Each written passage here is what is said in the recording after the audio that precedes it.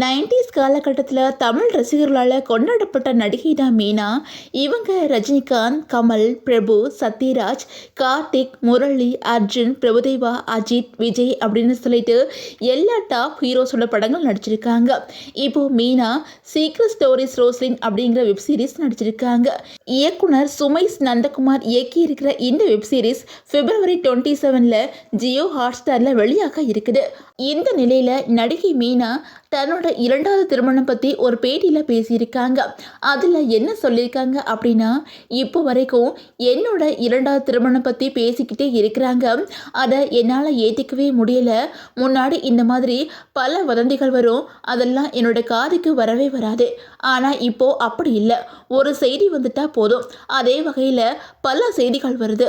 எனக்கு ஒரு மகள் இருக்கிறா, அவளும் இந்த மாதிரி செய்திகளெல்லாம் பாப்பா அப்படிங்கிறத மறந்துடுறாங்க.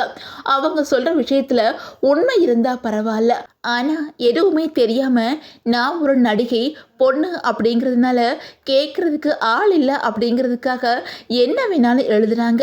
இதை பார்க்கும்போது எனக்கு ரொம்ப வருத்தமாகவும் ஆத்திரமாகவும் இருக்கும். அந்த செய்தியில் உண்மை இருந்தால் எழுதுறதுல தப்பு இல்லை, ஆமாம் உண்மைதான் அப்படின்னு நானே சொல்லிடுவேன். ஆனால் அதில் உண்மை இல்லாதப்போ நேரில் பார்த்த மாதிரி எழுதுறத என்னால் ஏற்றிக்கவே முடியல.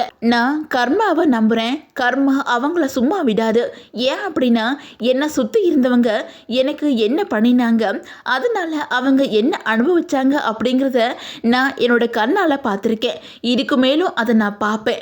திடீர்னு சோசியல் மீடியாவில் மீனாவுக்கு இரண்டாவது திருமணம் அப்படின்னு செய்தி வரும். ஒரு செய்தியை பார்த்து பலருமே அதே மாதிரி செய்திகளை போடுவாங்க. அதுக்கப்புறம் அவங்களும் நிறுத்திடுவாங்க. இரண்டாவது திருமணம் வேணுமா, திருமணத்தை பற்றி நான் என்ன நினைக்கிறேன் அப்படிங்கிறத நான் தான் வெளியில் சொல்லணும். ஆனால் என்னை தவிர எல்லாருமே என்னோட திருமணத்தை பற்றி பேசுகிறாங்க, எனக்கு திருமணம் பண்ணி வைக்க ஆசைப்படுறாங்க அப்படின்னு சொல்லிட்டு மீனா அந்த பேட்டியில் மனம் மறந்து பேசியிருக்கிறாங்க. இப்போ இந்த நியூஸ் தான் சோசியல் மீடியா முழுக்க வைரல் ஆகி வந்துகிட்டு இருக்குது.